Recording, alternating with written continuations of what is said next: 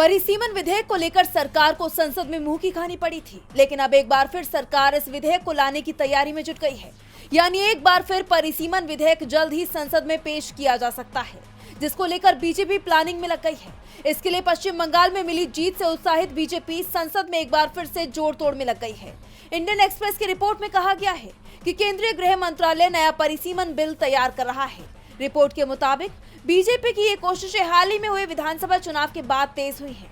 तमिलनाडु में हार और कांग्रेस के साथ छोड़ने के बाद डीएमके कुछ मुद्दों पर बीजेपी के साथ बातचीत के लिए तैयार है।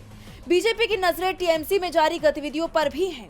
ये अटकलें ऐसे वक्त पर सामने आई है जब बंगाल चुनाव में हार के बाद टीएमसी नेताओं में जमकर मतभेद की खबरें सामने आ रही हैं। एक एक कर कई नेता कार्यकर्ता पार्टी का साथ छोड़ते जा रही हैं। कहा जा रहा है कि कुछ सांसद टीएमसी छोड़कर बीजेपी में जा सकते हैं। रिपोर्ट के अनुसार डीएमके के एक बड़े नेता ने कहा है कि परिसीमन सीटें बढ़ाने के मुद्दे पर हमारी पार्टी का फैसला सिर्फ किसी राजनीतिक विचारधारा पर नहीं, बल्कि हमेशा तमिलनाडु के हक और फायदे को देखकर तय होता है। अगर केंद्र सरकार इस बात का पक्का भरोसा दे कि जिन राज्यों ने आबादी रोकने में अच्छा काम किया है, उन्हें संसद में सीटें कम करके सजा नहीं दी जाएगी।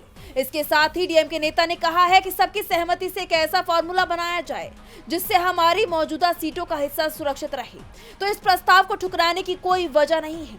हमारी सबसे बड़ी चिंता बस यही है कि संसद में तमिलनाडु की आवाज को कमजोर नहीं पड़ना चाहिए।